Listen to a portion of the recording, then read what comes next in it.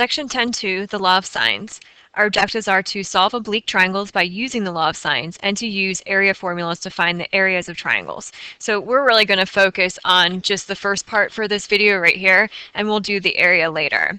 Now, the derivation of the law of sines you can find on your book on page 625 if you want to go ahead and look at that, and we'll talk about it in class as well. But for right now, let's just go ahead and look at the equations that we have.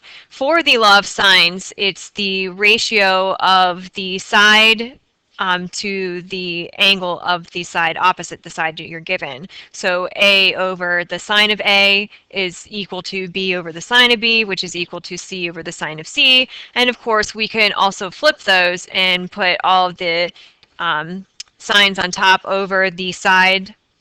So you need to have this memorized, that it's A over the sine of A, B over the sine of B, C over the sine of C, or vice versa. We also talked about the supplementary angle identity, which says that if I know what this angle is right here, I can find the other angle by doing 180 degrees minus that angle.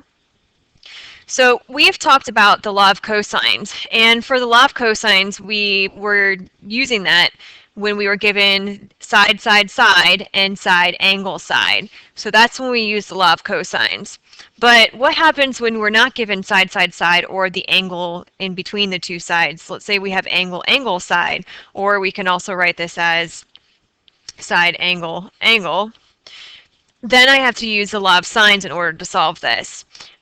So for example, if I have a given angle, a side,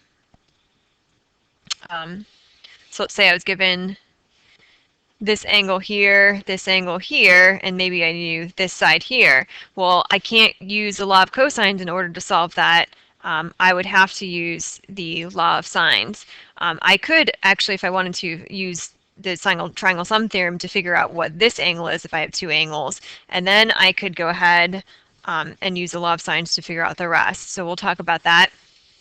And also, if I have given side-side angle, you're going to use the law of sines, and this is what we call the ambiguous case, and we'll talk about what that means in a little bit. So let's just go ahead and do two problems first. The first thing you always want to do when solving these is make yourself a triangle. So if B equals 20 degrees, C equals 31 degrees, and B length is equal to 210, find the other angle and side measures of ABC. So the first thing I did was draw myself a triangle. So we have angle measure B is 20 degrees, angle measure C is 31 degrees, and we know that length of B is 210. So now we want to find the other angle measures in triangle ABC. So for this one here, I cannot use the law of cosines, but I can use the law of sines. So for the law of sines, we can do the sine of 20 degrees over, because this is B, over this side of B, so over 210, is equal to the sine of 31 degrees, sorry, that's a degrees, 31 degrees over, and then we don't know this side, so I'm going to just call this C. So if I want to solve this, I can cross multiply. So when I cross multiply, I get C times the sine of 20 degrees equals 210 times the sine of 31 degrees. And then I'm solving for C, so C is equal to 210 sine of 31 degrees divided by the sine of 20 degrees. So I plug this into my calculator, and if I hit enter, I get C length is equal to 316.23. So that's what I'm going to use. And notice I put parentheses around what's in my numerator versus my denominator. So this C value then is equal to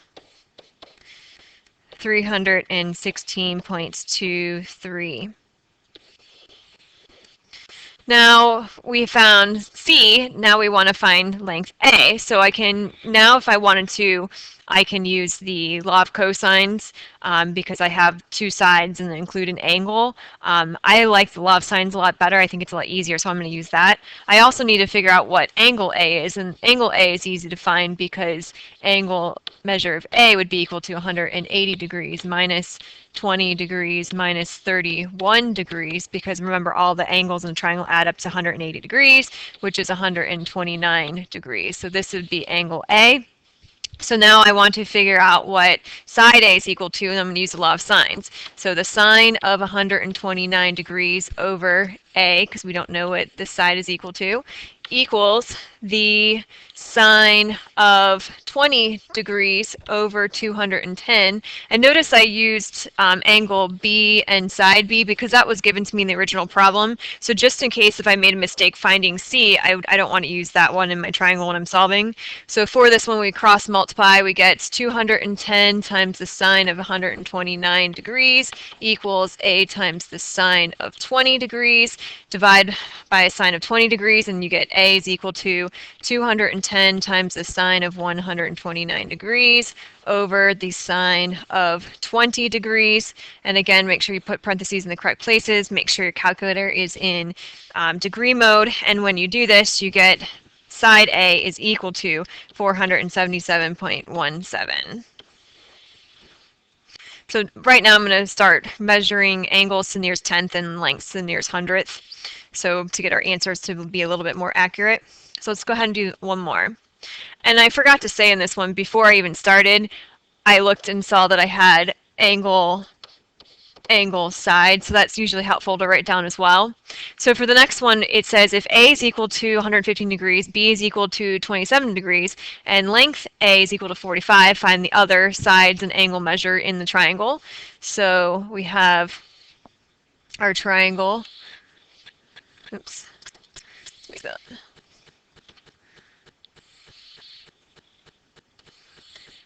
So I'm going to call this A because we want this to be 115 degrees. And let's call this B, so this would be 27 degrees.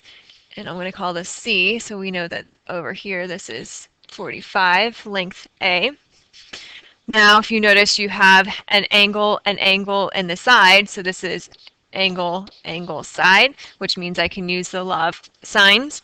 So for this one, I need to figure out, let's do first what the side B is equal to. So the sine of 27 degrees over B is equal to the sine of 115 degrees over 45. So then if I cross multiply to solve, I get 45 times the sine of 27 degrees is equal to B times the sine of 115 degrees. So B would be equal to 45 times the sine of 27 degrees divided by the sine of 115 degrees. Plug this into your calculator to make sure you can get the same answer, and when you do, you should end up with B is equal to 22.54. So why don't you guys pause it and see if you can figure out the rest, and then unpause it and we'll look at it together. So angle C is going to be 180 degrees minus 115 degrees minus 27 degrees, which ends up giving us a value of 38 degrees.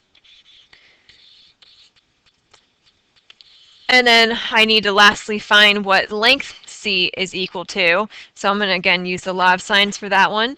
So the sine of 38 degrees over C is equal to the sine of 115 degrees over 45. And notice I used the given angle with the given length that I had from the beginning to make sure, in case I made a mistake, I don't mess up.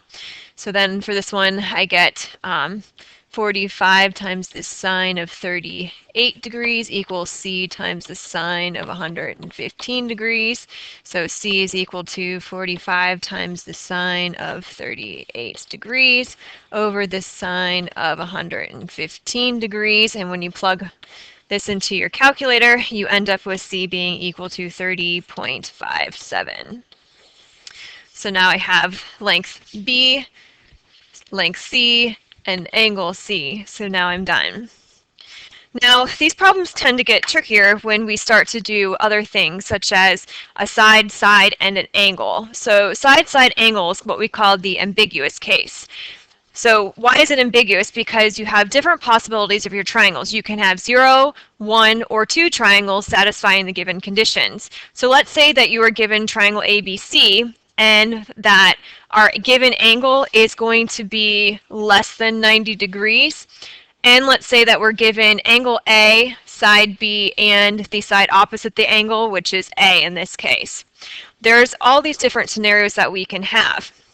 So the first scenario is when you have given this angle right here. So we know the angle, you're given this length B and this side A.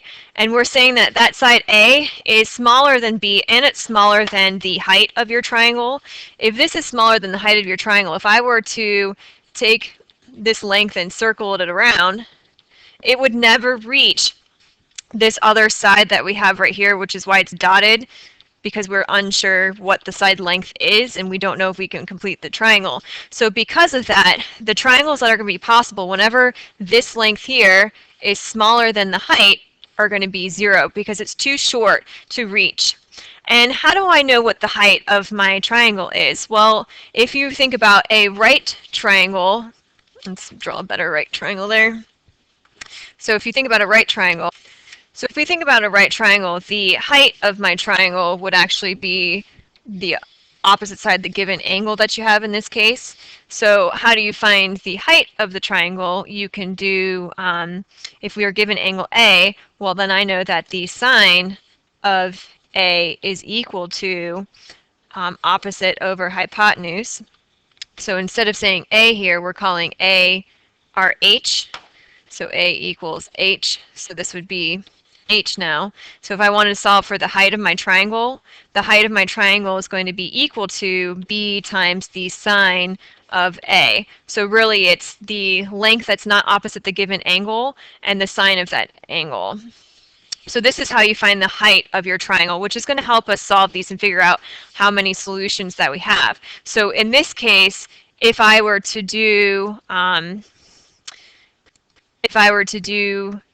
B times the sine of A, it's going to be equal to a value that is less than the height. And so because it's going to be less than the height, then I know that this side A right here is never going to reach. So whenever that A value is equal to the height, there's only going to be one possible solution because it's going to make a 90-degree angle when it's the same as the height of the triangle. And then when we have something like this, so again, and this I should have said up here, this is your C value, which is an unknown angle. We don't know what that angle is, which is why we can swing the A value. And this down here would be B, which we don't know what the angle for B is either until we figure out the triangles. So in this case, if this is C, this would be, I'm going to call this B1 or B2. So for this triangle that we have here, notice that in this case, A is bigger than the height of the triangle, but it's less than length B. If that's the case, then you're always going to have two possible solutions. And when this length that's given A is longer than the height of the triangle and also longer than this length B, there's always going to be one solution. So I want to go ahead and take a look at some of these scenarios. So again, the first one was when the length A that we have is going to be less than the height of the triangle. So in this case right here, we have a right triangle. So the height of my triangle would be right here. So we're saying that we are given A, which is equal to 30 degrees. We are given side B, which we're going to say is equal to 20. And length A is equal to, and we're going to change that around. So this is our unknown for right now. So the height of this triangle would be equal to 20. So you always use the side that's not opposite the angle, times the sine of 30 degrees, which is actually equal to 10. So in this case, when our A value is equal to the height, which is what we have right now, so we are saying right now that A is equal to 10. Notice that I have this right triangle when that's the case. So now let's say that our A value is going to be less than the height. So if this A value is less than the height, so I'm going to take this value, move it here, notice that no matter where I swing my angle around to, so we're saying that we could move this here or here, and anywhere I swing this around my circle, that A value, it's never going to reach the other side of my triangle. We will never be able to reach this side right down here. So because of that, there are no possible solutions. So anytime that A value is less than the height of my triangle, it will never ever reach the third side until we get to the value where it makes a right triangle. So where it is equal to. Now I have one solution. So then the next case scenario is when your A value is greater than the height, but your A value is less than your given length of the other side. So in this case, notice that here, let's say I have, let's do a nicer value. So let's say I have an A value of 12. If I have an A value of 12 and I were to swing that around my circle, notice that it would hit right here on the third length, and it would also hit right here on the third length. Anywhere else I try to swing that length that we have for 12, it won't hit. So because of that, notice that we have two triangle solutions of where my graph is hitting. So even if I change it, so if I keep going, two solutions, two solutions, two solutions, two solutions, but as soon as I am equal to that B value, so as soon as I'm equal to that B value, notice that I only have one solution. So, and the only triangle solution that you can have would be in a triangle that looks something like this. So that would be if your B is equal to your A value, and if it's greater than that B value, anytime it's greater than that, notice you're only going to ever have one solution. So those are the different cases that I was just talking about. So it's really helpful to know the height of your triangle when you're doing this, because if you know the height, if that other side opposite that given angle is shorter than the height, then again, you have no solutions. When it is equal to the height, which is right here, you have one solution. When it is bigger than the height but less than your B value, you have two solutions. And when it's greater than or equal to that B value, you have only one solution. So those are the different scenarios. And I'm going to leave this applet on my, a link to it on my website so that you guys can kind of look and play around with that as well. So that's where these triangle solutions come in handy. Now, what happens when our angle that's given is not an acute angle? Let's say now it is an obtuse angle. Or an angle that's greater than 90 degrees. So if that is the case, now the height of our triangle is measured by this distance here. And so for this, if your A is greater than your B value, you're always going to have one possible solution. If your A is less than B in this case scenario, then you're going to have no solutions, because no matter where you swing that A value around and try to put it, it will never ever reach the third side of your triangle that you have. So even just to go back to the applet that we had, I think we can show that. So if I make my A value, so here's my obtuse angle, so we're given that. So if I have my B value equal to my A value, it doesn't make a triangle because then you wouldn't have any angles. But if it's a little bit larger, notice that we would get one triangle. And if it's less than that B value, then no matter where you swing your A value around, it will never reach the third side of your triangle, no matter where it's at. So it has to be bigger than your B value in order for this case to make a triangle. So what happens if we're not given A? So let's say that we were given, so if you're given angle A, and side B, then the height is equal to your length that's not opposite the angle, so B times the sine of A. If you were given, let's say, B and A, then the height would be equal to, in this case, A times the sine of B.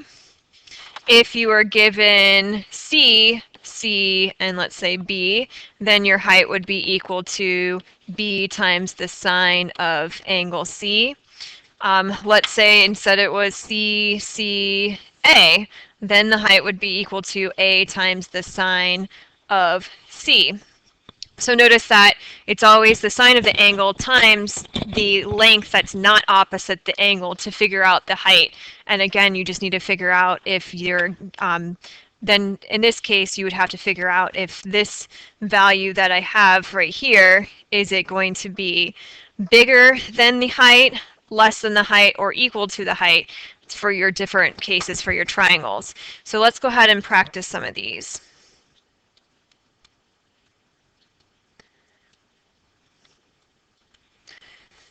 So for this first one, it says, given the possible triangle with side A, side B equals 7, side A was 6, and angle A is equal to 65 degrees, we want to find angle B, and we're actually going to solve to find the rest of it. So in this case, notice I have two sides and the angle opposite one of the sides. So because of that, I know that this is the ambiguous case. We have side, side, and angle. Or if you rewrite that the other way, anytime you have the ASS theorem, it's a pain because you have to figure out how many triangles you have. So for this, always draw a picture first. So I have angle A, which is 65 degrees. So we have 65 degrees for angle A. And we know that this we're going to call B, which is 7, and then we have this side right here, which is 6. So we know that down here would be B and here would be C. So we need to figure out if this 6 is long enough to hit this other side down here of C. So that means I need to figure out the height of my triangle. So to figure out the height of my triangle, it's going to be 7 times the sine of 65 degrees, because again, it's always the length that's not opposite the angle times the sine of the angle. So 7 times the sine of 65 degrees is equal to 6.344. So in this case, notice that my A value is going to be less than the height of my triangle. Because of that, I know that there are no possible triangle solutions for this. So there's going to be no solutions because of that. So that means that that triangle, this length, is just going to fall short of that other side. So no matter where I swing this side around to, it's never going to be able to hit that third length.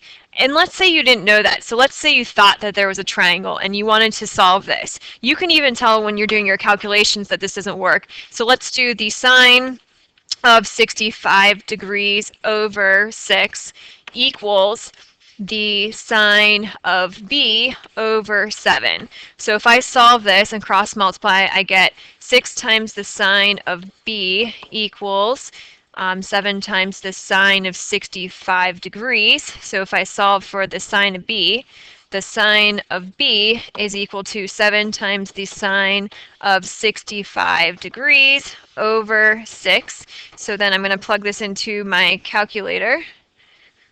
And when I plug that into my calculator, I have, clear that out. So 7 times the sine of 65 divided by 6. And then don't remember, this is not my actual angle because I have to do the sine of that answer. So I have the sine of B is equal to, and I think it was 1 point something, 1.057. Well, remember, now I'd have to take the sine inverse to solve, so B is equal to the sine inverse of that answer, 1.057. And remember, we said before, we can't take the sine inverse of something that's above 1 or below -1, so that means this has no solutions. And even in your calculator, if you try to do that, so if I do the second sine inverse of the second answer, and hit enter, notice it says error domain. Because it's not in our domain, therefore I have no triangles. So that's another way. So even if you forgot how to do this part right here, you can still solve it to figure out, well, there was no solutions because I couldn't solve for the triangle. So another case, let's say we're given triangle ABC with A equals 10, B equals 11, and the angle opposite of A is 23 degrees. So again, this is the side-side angle scenario. So if I draw my triangle, we don't know that length right there that I just drew, but we know that A is 23 degrees. And we were given that B is 11 and A is 10. So I'm just going to draw the triangle right here. So this is 10. So I need to figure out the height of my triangle to see if I can have a solution. So the height is equal to 11 times the sine of 23 degrees. So 11 times the sine of 23 degrees in my calculator, if I do this, I get is equal to 4.298. So that means that side A is bigger than the height, and side A is also less than side B, so therefore I'm going to have two triangle solutions when I'm solving this. So that means that this side would hit somewhere on this length here, and then it's also going to be able to swing and hit somewhere here. So those are my two possible triangles that I'm going to have to solve. So we're going to call that one B1, and this would be B2. So even if I didn't know how to, again, do this, I could still solve to try to see if I have two triangles. So we're solving for B1 first. So I'm going to draw my first triangle scenario, the bigger one.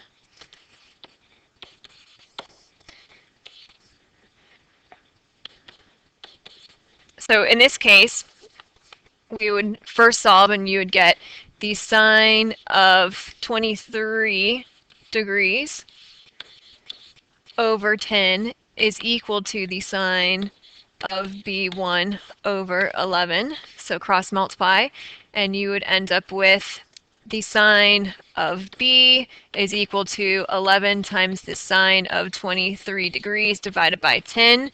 Don't forget to do the sine inverse on your calculator. So when you do the sine inverse, you end up with B being equal to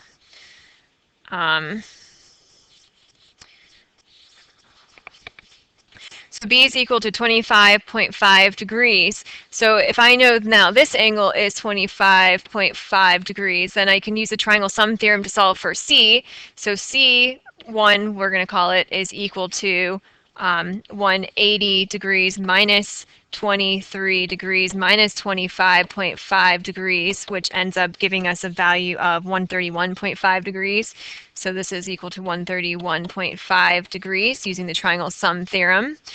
So now that we have that, the last length to solve for would be side C, which I can again use the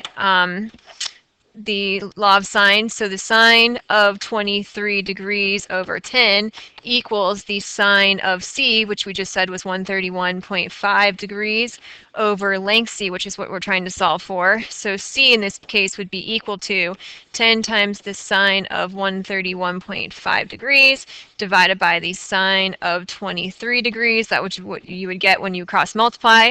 So I'm going to call this little c1. So little c1 is equal to, or the length, 19.17. So now I have my two angles and my other side.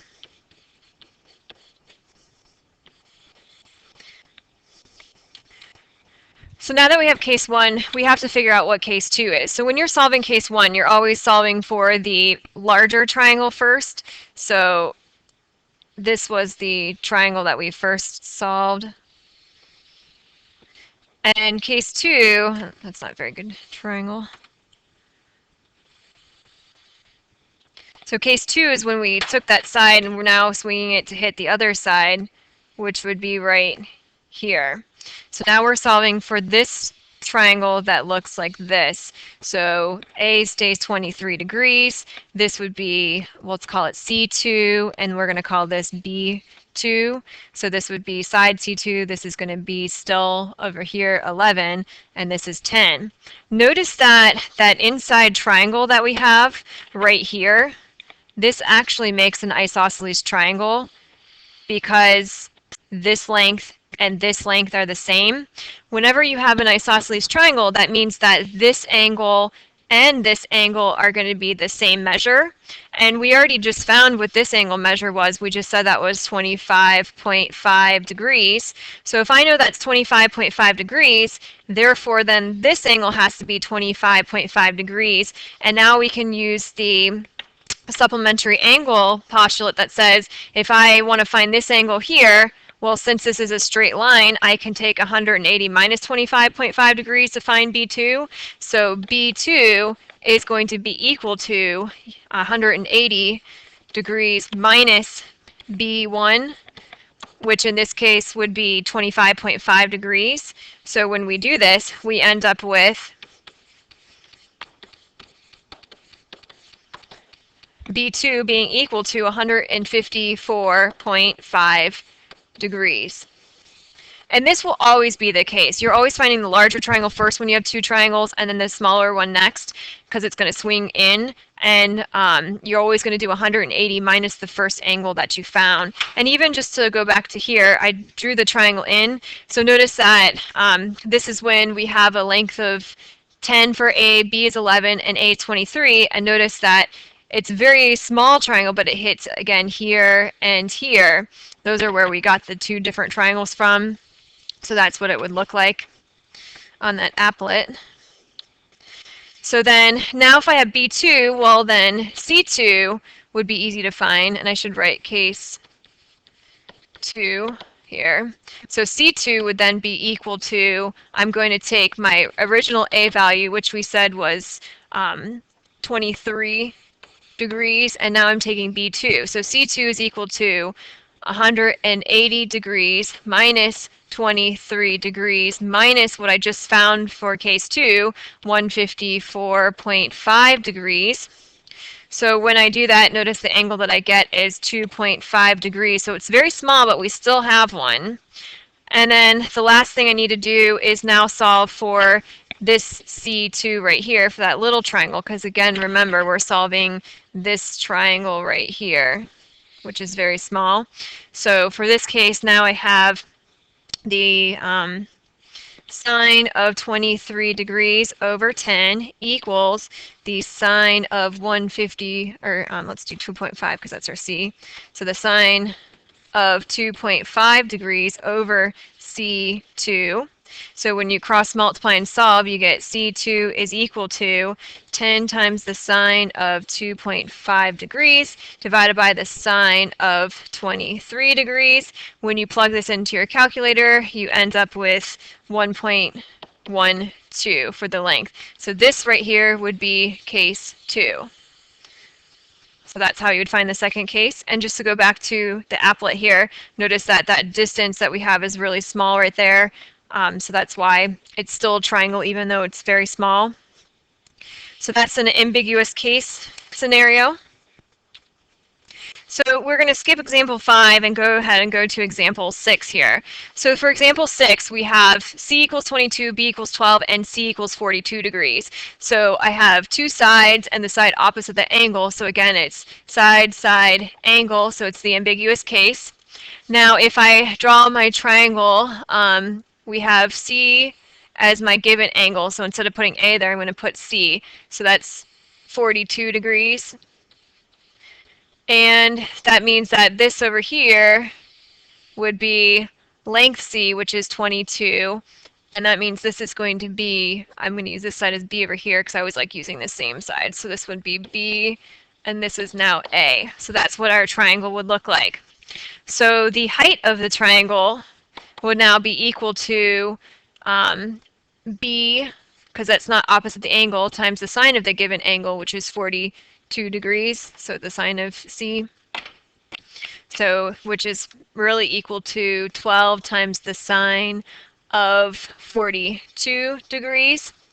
So in this case, I have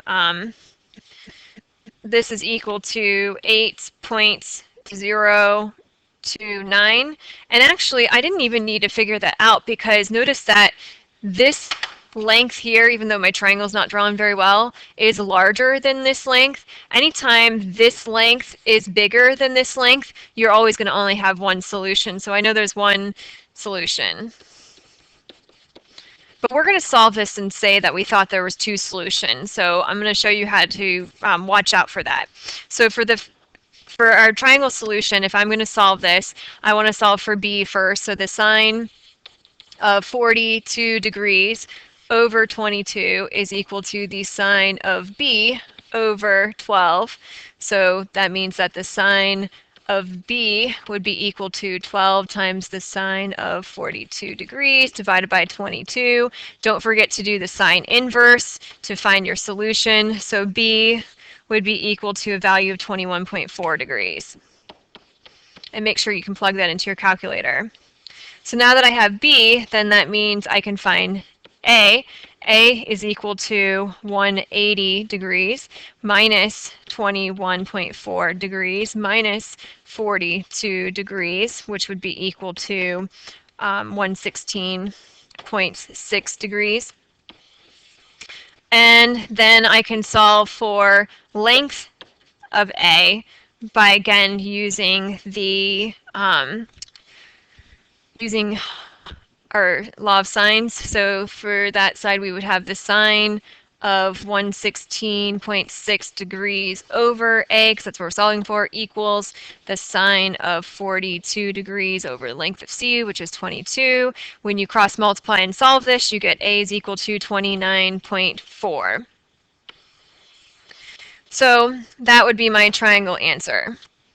Let's say that we thought that there was a second case. So if I tried to do a case 2, oops, let's see what would happen. So I didn't know that there wasn't a second case, but I'm going to try to solve anyway. So case 2 would be, I would be moving this over here, and so if this is my angle B, then this would be B2. So we're going to take 180 minus B1, so B2 would then be equal to 180 degrees minus B1, which was 21.4. So in that case, we would end up with 158.6 degrees. So then if I try to solve for angle A2, so this new angle right here, then I would do 180 degrees minus minus 158.6 degrees minus my given angle, which is 42 degrees.